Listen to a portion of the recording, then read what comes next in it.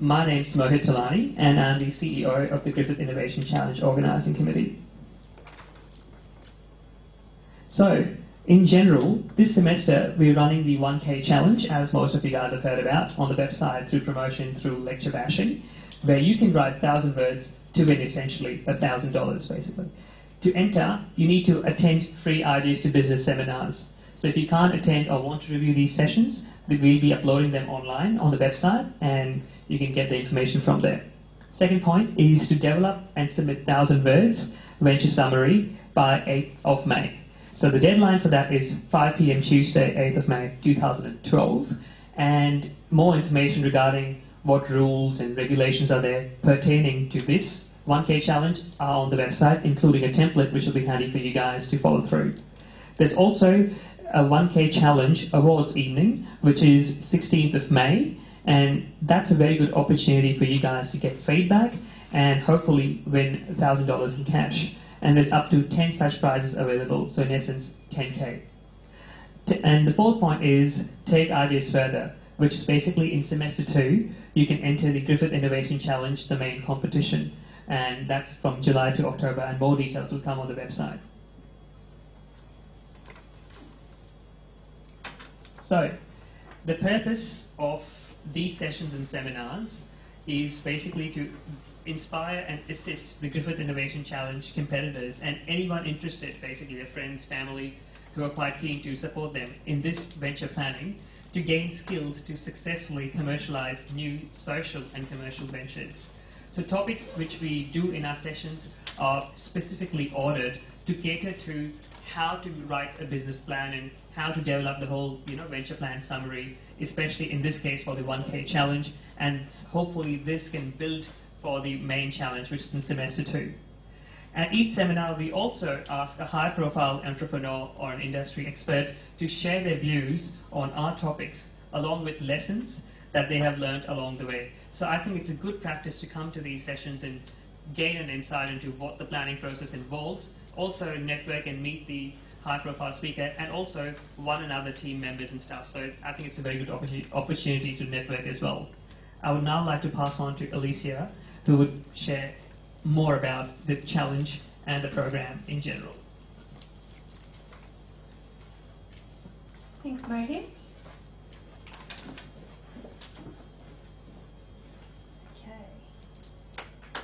So, just to recap, the seminar program we've had so far has included, tonight is our fourth in a series of 5 seminars. Our first seminar covered how to generate and recognise great entrepreneurial ideas. We also had how to develop an entrepreneurial mindset with the acclaimed Philip DeBella from DeBella Coffee. We also last week covered resourcing and business models, and tonight we're going to be speaking about how you can build and manage entrepreneurial teams. Now, our final seminar for this semester happens next Tuesday, the 24th of April, just before Anzac Day, down at the Gold Coast campus from 7 to 8:30 p.m. And I really hope you'll be able to join us there, because we'll be going into a lot more detail about what's expected of your venture summaries for the 1K challenge. So we'll give you some tips and insider advice on what the judges will actually be looking for, hopefully give you that $1,000 cash prize. Okay, so just to recap last week's key messages, we had 3 speakers last week: Gary Parkin from the National Australia Bank, Regan Gawley from Cullens Patent and Trademark Attorneys, and also Mario Panisi from the Australian Organisation for Quality Queensland. Some of their key lessons: to get started as an entrepreneur, you need 3 resources primarily. You need cash, and lots of it. You need knowledge, and you need the capacity to deliver. So some of the examples the guys were giving, they also defined that cash is not necessarily profit. The cash you need as capital to start up your company can often get mistaken for the word profit, but you need to be really careful to identify the different jargon up front. Profit apparently is the thing you tell the tax man so that you don't have to pay tax on it. The other danger, I suppose, with capacity is if you're too successful from the get-go. I believe Gary was telling us a story about a guy who developed a new way to ship tuna in large shipping containers through Japan, and it would essentially mean he could transport about 10 times the quantity of tuna for about a third of the price. Demand became so high for the product, he and his business partner couldn't keep up, and they had to essentially go bankrupt. They just couldn't keep up with demand. So you need to make sure you're planning for the risk of success as well as the other risks you're going to approach. Also, guys, last week we're talking about how you can actually get investors. In addition to seeking funding from friends, family and fools, you'll be getting funding from banks, loans, debts, and also potentially venture capitalists, angel investors, although that's usually a little bit more rare. And what investors usually want are answers. They have a lot of questions on how you're going to recoup their costs, their investment. So you need to consider that when you're approaching potential investors, including banks. We also talked about business models, which essentially are the way you turn your ideas into profit. So it's the structure, the legal structure surrounding how you're going to distribute or sell your products and services.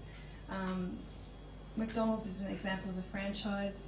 There are heaps and heaps of great resources on the Australian Tax Office, the ATO's website, so I recommend you have a look at that, about business models, breaking down what intellectual property rights and legal requirements there are. There's also a lot of other things like joint ventures and heaps to consider. So have a look at the ATO. And finally, there are heaps and heaps of ways to sell your product, different business models or combinations of business models. You need to first know what you're actually selling. Back in seminar 2, I think, DeBella was telling us how he doesn't actually sell coffee. He sells customer service. He sells service to people. So he's in the business of people, not in the business of coffee. And McDonald's, again, is an example of this. You know, they're an example of convenience. They're not selling you the best burgers and fries and fast food in the world. They're selling you a guarantee that you're going to get a product you're expecting.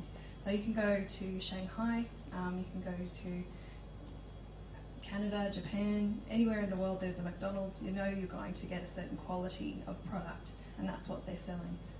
So have a think about those things as we approach tonight's seminar. Now, tonight we're going to be speaking about how to build and manage entrepreneurial teams, and our presenter tonight is actually a Griffith graduate, Monique Jeremiah. So just a brief introduction. Monique is a highly motivated young entrepreneur with an undeniable passion for education and business. Having graduated from Griffith in 2008 with a double degree in HR and industrial relations, Monique has since founded and grown not one but 3 organisations on the Gold Coast. In late 2012, Monique will be releasing her final business, Exceptional Graduate Recruitment. Over the past 4 years, Exceptional Tuition and Resumes, Exceptional Training and the Exceptional Group have grown, along with Monique's accomplishments. Monique has been listed in the 2011 Australian Anthill magazine's 30 Under 30 Up-and-Comers list, won the 2012 Gold Coast Young Citizen of the Year Award for Australia Day, and is a finalist in the 2012 Australian Small Business Champion Awards in 2 categories, for Education Services and Young Small Business Champion Entrepreneur. As a result, she's really driven to succeed as a young entrepreneur and would like to be the next Serena Russo. Finally, I think I might have mixed up the order, sorry Monique. She's also a winner in the 2012 Startup Smart Awards for Companies to Watch, and certainly something I'm hoping we'll get to hear a little bit more from tonight. So would you please join me in welcoming Monique to the stage?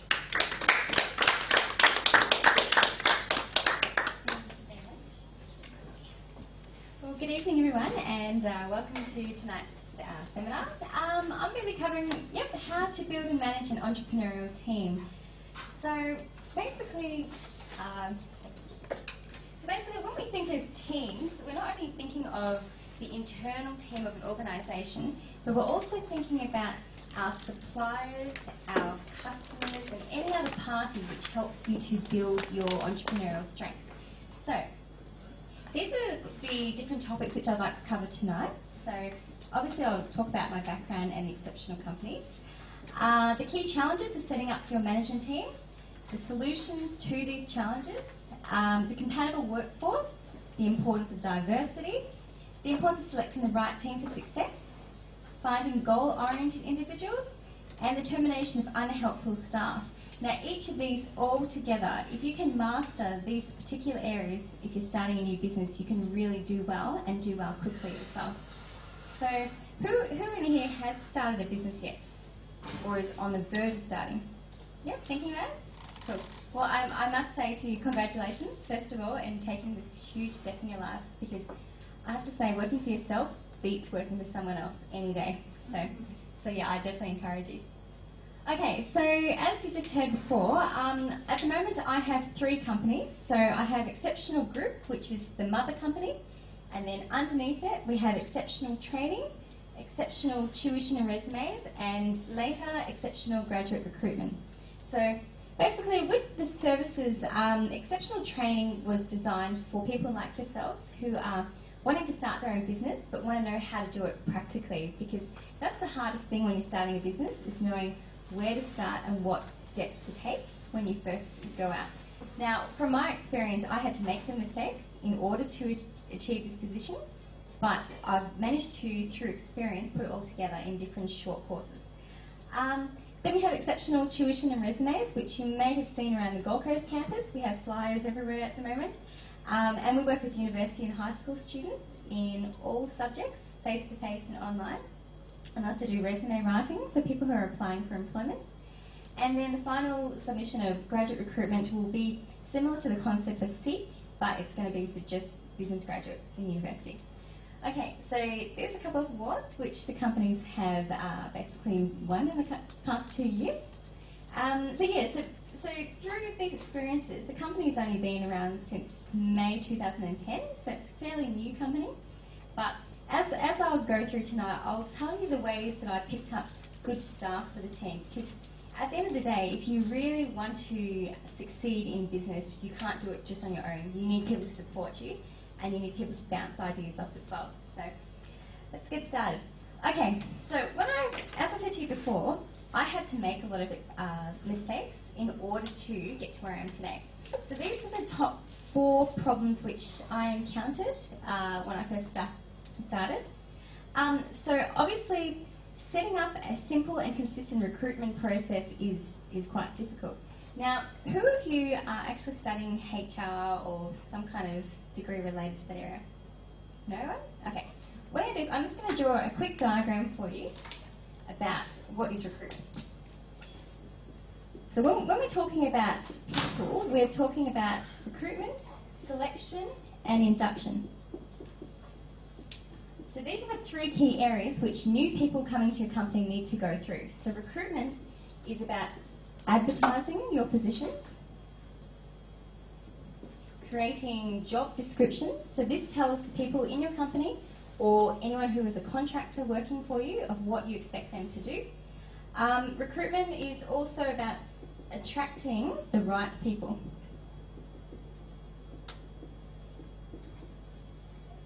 Now, I'm very lucky these days with all the exceptional companies. I have people always applying to work with me because obviously the reputation of the business is going around, and one area that I really like to focus on is looking after my team. So that's why people like to work with Exceptional. So these are the stages for recruitment. Selection is about interviewing, assessing the candidate's resumes and application letters. Also assessing their availability. And also this thing called job fit, which means are they suitable for the job itself from a cultural perspective of your business. And then induction is all about introducing them and making them familiar with the company. Okay, so when I first started out in business, because I developed clients very, very quickly, I didn't have time to develop these processes. So I encountered a point where I recruited a whole team of tutors, but they all went through different stages of how to get to the job again. So what I would suggest would be to take at least 1 week when you start your business and document how you're going to get each of your new recruits to work for your business through each of these particular processes. So what advertisement do you have for new people in your team? What job descriptions? So you need to map out, for example, who and what kind of roles would they have in your company, and where are you going to advertise to attract the right people to your business? Because you don't want to do a mass recruitment which attracts just random people. You want people who are specialists and people who have the right attitude for your role. Selection is the same thing. So making sure that your documentation is not discriminatory. So is everyone familiar with the Fair Work Act? Yeah, which is the employment legislation. So when you write your documentation, make sure you're not discriminating against age, gender, background, all those sort of things. And then induction is what happens once you've selected the person to the job. How are you going to make sure that they know what they're doing in the company and know your expectations in the particular role? So with a lot of the tutors I have at the moment, we do all the induction via email, because some of the tutors, I will never meet them in person, but I will interview them over the phone, via email and all the other assessment procedures. So that's one area which you need to become really confident in, is developing a simple but consistent recruitment process. The second problem which I encountered was delegation and meeting time constraints with clients. Now, if you are starting your own business, it's very, very common for you as a new business owner to become caught up in your own skill in the business, because it's very common for you to be able to do everything in the business. You become so good at it, but you're scared to trust others with your business. Would you guys agree? Yeah? Because it's a huge thing, isn't it? Once your business develops the reputation, you want to make sure that it's looked after. So that was one area that I had trouble with, in letting go of parts of the business to someone else to take care of. And also meeting time constraints with clients, because we have clients who are either new business owners or they're clients who are applying for jobs, and they set the time of when they need the documents back, for example, so we have to work around them. Another problem we had was working long hours as a director, because let's face it, if you were going out on your own, right, and you've got no team at first, you're going to work at least 80 to 100 hours a week. Did you guys know that? Yeah, it's an honest fact, but it's normal. It's completely normal, but it's also worth it too, I must say. Because if you want your business to succeed, you have to give your whole heart and soul to it. Do you know what I mean? You can't go half-heartedly. I would suggest you, when you're first starting a business, have a part-time job, casual job on the side to raise funds for the business, and then go, once you're ready, then leave and become full-time owner or director. And then the fourth problem I had was surplus of work and clients and inadequate number of staff available. So as I heard just at the very beginning, there was a company that had that issue where they had too much work coming in. I went through the same problem, and it's because if you throw yourself in really hard, you can just succeed quickly, but you've got to be able to swim after that. Do you know what I mean? And that's where your team comes in very, very handy.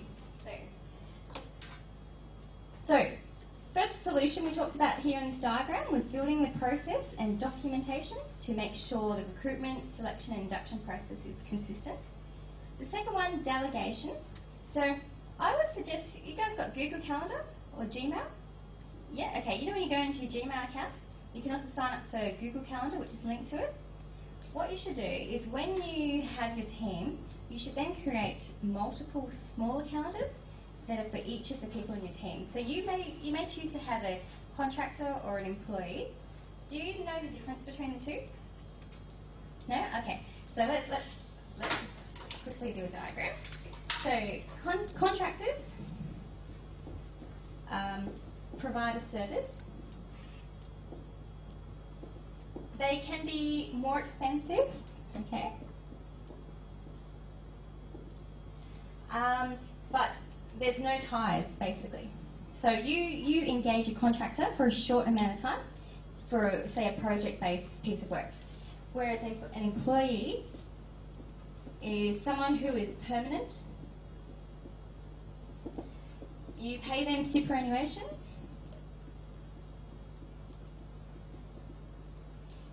and they are engaged for their service. So the major difference between the two is the element of control in how much you manage them when they're doing their job. So with my companies, I like to go with contractors because I like the flexibility, because the two businesses at the moment are based on student demand or new business demand. Okay, so the work comes and goes, but if I have tutors who can work with me at a certain time, I'll take them. So you should determine which one you want. Employees are good if you have the work coming all the time and you need someone to be there, say, full time. Yeah, but obviously costs are involved. So let's say a contractor, if you are paying them maybe $40 an hour, for example, an employee is based under the Fair Work Act, so you'd be looking at minimum full-time cost will be $15 an hour. However, you also have to pay superannuation, and you also have to pay the minimum amount of hours per week. So that's where you've got to determine whether this sort of once-off kind of fee is worth it or not. Okay, so so that's two things to consider. So set up Google Calendar once you've got your team, and then create a separate calendar for each person so you can monitor when they're working and what they're working on. I also say delegate work on Mondays because that's the first day of the week, you're fresh, and you also can plan out in your diary too of when things are meant to be done. And obviously email your team what they need to do so that there's no excuses, because sometimes people say, oh, I missed your phone call, I didn't get it, blah, blah, blah. If it's in writing, there's no excuse. Okay. Next one. So we said director schedules. So obviously it's common to work long hours as a director. Obviously, being a director is when you have a company. If you're a sole trader, you are only a business owner. So that's two terms to be aware of. So schedule your full week on Monday mornings as well. So use Monday as your planning day. And make sure you also give yourself some time to recover. So at the moment, I work six days a week, and I always make sure I have a Sunday off to rest, because you don't want to burn out as a new business owner and have no social life. That's very, very important. The final one is staff planning as well. So as I said before, we had an issue initially with having too much clients coming in and too much work and not enough staff. So what I do now is I check their availability on a monthly basis to see who's coming and who's not. I also contract my tutors on a yearly basis. So every year I will check and see who wants to stay working with me. At the moment, I still have everyone who was in my team right from the start 2 years ago. So that's really good, and that's really important if you're going to have a business, to try and retain your staff as long as you can, because that's the loyalty side of the business. Also, do a mass recruitment process so that you can actually attract a large number of people, but then be specific through these processes and how you choose them, and be very specific in what you ask them during the selection process. And then also, in your job advertisement, pay attention to time and say it somewhere in there. For example, you may be required to work abnormal hours or something like that. Just so that your team know what to expect if they get the job, rather than them coming and then getting a shock if your hours are different to the 9 to 5 schedule. Okay. So obviously that were all the key problems which I experienced. Does anyone have any questions in those 4 areas? No, it's okay? Okay, cool. You can ask me questions anytime as well. I'm happy to answer them for you. Okay, so the next topic, a compatible workforce leads to a successful team. Now, this is really important because you want to work with people who you get on with and people who share the same values as you and the same kind of attitude to your clients. Because at the end of the day, you will find your clients are going to buy from you because they like you. Do you know what I mean? You may have a product that is expensive, right, to the normal person, but if you can look after your clients and treat them like number one, just like you treat your team as number one, you'll have them for life. So a lot of the clients we have are repeat clients. We have them for anywhere from 1 to 3 years at least, which is really, really valuable, because it's easier to have referrals and repeat customers than it is to get new ones. So definitely look for people in your team who share the same values as you when it comes to customer service, okay? Look for people who have the same personality as well, because obviously you get on with people who are similar as well, because they understand the way that you are as a business owner. Look for people who are strong in your weakness areas. So, for example, I'm pathetic at economics, right? But my husband Ian is also our head tutor as well in Exceptional Group. So he takes care of that side of things. I hire tutors who are strong in accounting because I can't do accounting, but I'm strong in general business areas, so business planning and things like that. So look for those kind of areas. And also obviously the same work ethics, because you don't want people who are lazy to be working with you. Do you have a question? Yeah. Yeah. If you get the people with the same personality or same values, Yeah. don't you get the risk of them departing from your company and replicating what you did later on? Good question. The way to overcome that is to look after them. Because you know what I mean? Like, because if you show your client, your team that you value them, they'd have no reason to go. Do you know? But I understand what you mean too. Yeah. Actually, that brings me back to how I actually got into my businesses in the first instance. When I was 21, I used to be the manager of Fruition Tuition in Brisbane, and I was very similar to my boss as well. But the thing is, he didn't appreciate me in the workforce. So what did I do? I left when I was 21, started my very first business, which was Inspire Tuition, and then I started Exceptional 2 years later. So yes, you have a really valid point. But it's about treating people as your best asset. Do you know what I mean? Like giving them something that will keep them there rather than them running off. Do you know what I mean? And not being a dictator boss, because that's people. Have you heard this phrase before? People run from managers, not from organisations. You know that? Think about it. People run from managers, not from organisations.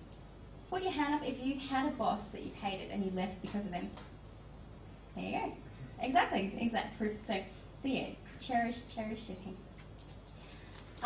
Okay, so yeah, and work ethics, as I was saying before, make sure you get people who are proactive, who want to actually work with you, not just for the money, but with you and for the company that you have. Okay, fifth point. Diversity, I have to say, is a brilliant thing. Now, some of you will probably hear that term quite often in your business degree.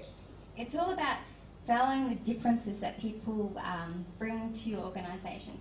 So, when you do this recruitment process and you're writing a job advertisement, as I said before, never discriminate on age or gender or any of those personal characteristics, because that's what brings this value in diversity. So from experience, I've found that the highest quality people that I've had in my team are actually mothers who want to stay at home and work from home, because they want the flexibility, right? And they want to look after their children, but they also want to work. So I give them the option in the tuition company to do a lot of assignment editing and research-based tasks for me, so that they can actually balance their lives. Culture is also very, very valuable. If you have someone in your team who identifies with your client base, so they're of the same culture, that can be great for building the rapport of your company. So take, for example, one of my clients is from an Asian background, and she is very active in helping me advertise the business to her Asian friends because they love it. They have that credibility side of things. So yeah, definitely embrace diversity. Also, the older workers are pretty good because they're really loyal. Like, they want to work, I find. The younger workers, they have the new, fresh ideas. So they can give you ideas of where you can market, do you know what I mean, to reach your target market.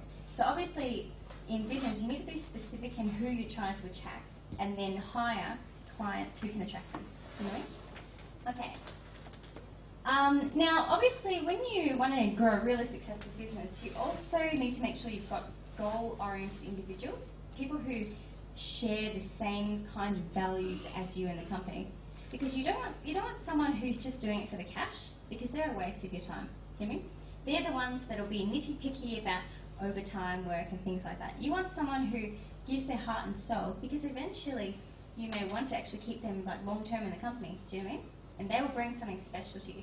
So when you want to find goal-oriented individuals, first of all, you should look at what is the goal of your company? What do you really stand for, and who are you trying to help? Then use targeted recruiting to find those people who share that same value in your company. So when I do recruiting, I really like advertising in the education environment. So often I'll advertise on the Griffith Careers Board, for example. I'll advertise on LinkedIn, advertise through recommendations. So I will ask around my business friends to see who knows someone who is good in a particular area.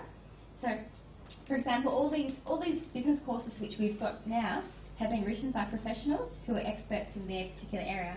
Because I wouldn't give an accounting course to someone who's done marketing, for example, because it's not compatible, is it? You want someone who knows what they're doing. So I highly recommend personal referrals when you are recruiting. Also, when you look at resumes too, during the process of the selection side, look for if the person is a high achiever. So look at in the section on the resume, what awards have they won? What leadership have they achieved in the past? Because all these early signs tend to lead up to long-term high performance sort of people, okay? So look for past performance. Also, if you're going to be looking for goal-oriented individuals, just ask them straight out, what do they want to achieve? Do you know what I mean? Because at the end of the day, as I was saying before, try to hire people who can stay with you long term, because the recruitment process is time consuming for you. And as a business owner, you want to spend time, nurturing the rest of your business, not just one element of the HR side. So, okay. And finally, I have to highlight this. Use your intuition and your logic when you're recruiting for the goal-oriented ones. You guys know what intuition is? It's what your heart tells you straight inside, right? And I can guarantee you, if you're going to be successful in business, you're going to have to use your heart at all times. And then think, and then think. Because when you meet someone and you get that kind of niggly feeling that they're not right, that's probably a good feeling there too for you to take note of. So yeah, obviously, if you feel good inside, hire them. If you don't bother about it. Okay. Now, the final sort of point here is termination of unhelpful staff. Now, it's common sometimes where you may get someone who is new to a business and working with you, and they make a couple of mistakes. But that's okay. I think don't dismiss staff straight away. Instead, give them 2 chances. Not 3, but 2 chances. Because the first chance is them new, so give them the excuse of being new. Second one is if they've repeated the problem. Third time, terminate, straight off. So when you terminate, make sure you don't allow them to give any more excuses, because you as a manager or a business owner need to train your staff carefully so that they become good in their roles. But then there's no excuse once they've been trained, really, for making mistakes, because you cannot afford to have a mistake being made, especially if your business reputation's on the line. Do you know what I mean? You should also have documentation ready to back up your termination if you're going to fire someone. And this is what it comes down to back in the recruitment, selection and induction process. Setting up the documents which are there for you to use in the termination process as well. Because you want to make sure that every person who leaves your organisation is treated the same way, with no exceptions. Because you don't want to open yourself up to litigation where they take you to court and they try to get back into the workforce, or they try and get compensation from you. That's a nasty side of business, okay? So make sure you set up that side. But also, when you're terminating, to thank them as well. You want to leave people with a good impression on your business, because you want to be remembered for the good things, not the poor treatment. Have any of you ever applied for a job and not received a unsuccessful letter, or not heard back from your employer? Yeah, and how did that make you guys feel? Offended. Bit offended, eh? Because you're not valued enough for them to take the courtesy to email you and say, sorry, you haven't got the job. Yeah, it's the same thing in your own business. Even if you're a small business, you have to be courteous to your staff when they join and when they leave the organisation. Okay. Other tips, just to conclude. So obviously, I would say hire only the best. So when you're hiring, be picky. Don't just hire someone because they're cheap per hour. Hire someone because of the quality that they bring to your organisation. So go for someone who is highly qualified and experienced, who basically gives your company that competitive advantage. Because you've got to realise, at the end of the day, people are your greatest asset, right? And what knowledge they bring to your company is what's going to set you apart from other companies. Do you know what I mean? I've seen, like myself, I've seen plenty of tuition companies go underground because they're hiring the wrong people. Or the person who's owning the business doesn't even know how to run a business. You know what I mean? So you've got to make sure that you, as the director or the business owner, can lead your team really successfully, but pick the right people in the first place. Find people with a genuine interest in your business. So in the interview process right here, you want to ask them, what is your long-term goal? What are you doing with yourself? With my companies, I tend to try and find people who are planning to become academics long-term. So they want to become a professor or something like that. Or they have past experience in business training, for example, because that's a real key, is the experience and the passion for the job. Also find people with the same goals and are hard working, okay? Because at the end of the day, like if your business is going to succeed, you need to find people who align with what you stand for as well. And also avoid people who do things for cash. That's just, that one I have to express to you, it's so important. Now obviously if you're going to hire the best, you're going to have to search for the best, but you should also reward the best as well. So how I tend to reward is I pay above the award rate compared to other companies in tuition. For example, I almost pay double. So because I want the best people. Same with my resume writers, same with the trainers. I reward those who are complimented. So when you deal with your clients, it's a good practice to always ask for feedback, either through just a quick telephone call to ask them how they went with your team, or were they happy with everything? Because that's where you find out the strengths and weaknesses of your team. And also be flexible with working hours, because in today's society, work-life balance is becoming really, really important. So you want to find ways that you can work around people, but at the same time get the job done. And that's where, as I was saying before, Google Calendar is really good for scheduling, because it's color-coded and you can set dates and times for whatever tasks you need done. So, okay, so definitely, yeah, reward your best. And most importantly, appreciate and never take your entrepreneurial team for granted, because people are your greatest asset. So there we go. So that's my leading point for you. So always take care of your team, because that's what's going to make you successful in business. Okay, thank you very much, everyone.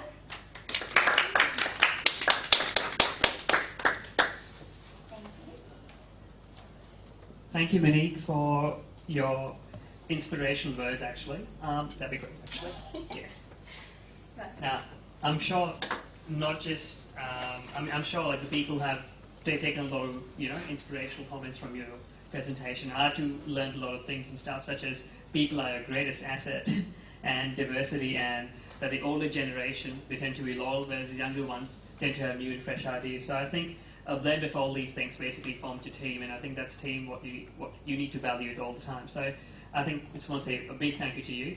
So if any of you guys have questions for Monique now, any questions? Everyone's good? Yeah. All good. Okay. Well, once again, thank you from Griffith Innovation Challenge side. I'd now like to present you with a token of our thanks and ask everyone to join me in another round of applause.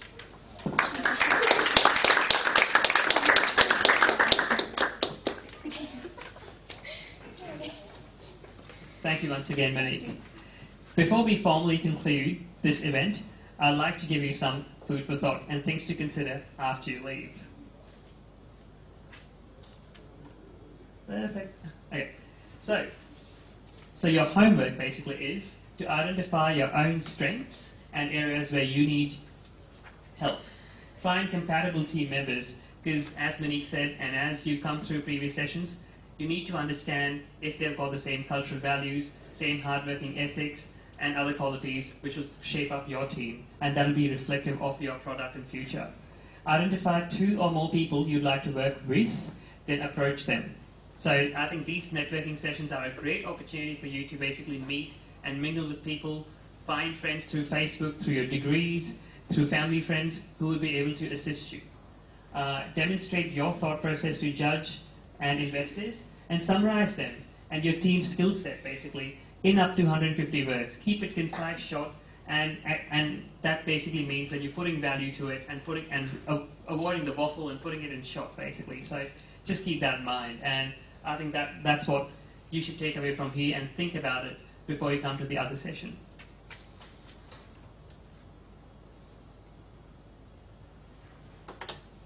So next week, we'll take ideas a bit further, and you get to ask questions about the entry process, judging criteria, and guidelines for the 1K challenge. Our keynote speaker is Cameron Jones, who's from the Australian Institute for Commercialization. This is our final session, so it'd be great. It's your last chance to ask us questions in person about the competition and find out more information about the venture planning. Cameron Jones is a TechFast project manager from Queensland, Australian Institute for Commercialization, and he has got extensive experience delivering commercialization and collaboration services to a wide range of organizations, from startups through to ASX-listed companies and Fortune 500s. For over 4 years, Cameron has managed delivery of the Queensland government-funded TechFast program. This has seen him work alongside technology companies and research organizations across Australia, facilitating collaboration to commercialize a broad range of technologies. He has also worked extensively in facilitating commercialization collaborations, technology transfers, deal negotiation, IP evaluation, and commercial contracts through his work with the Australian Institute for Commercialization. So don't miss out this last opportunity, and I'm sure it'll be fruitful and beneficial to all of you guys for your competition. So, and just a reminder before our final formality, if you've got any questions, want to check our key dates, want to read our terms and conditions, want to review these seminars and the notes and videos from these sessions, please log on to our website, basically, which is griffith.edu.au, innovation-challenge, facebook.com, LinkedIn, YouTube, and obviously from there you can get our contacts and basically contact us if you need information. So don't miss out.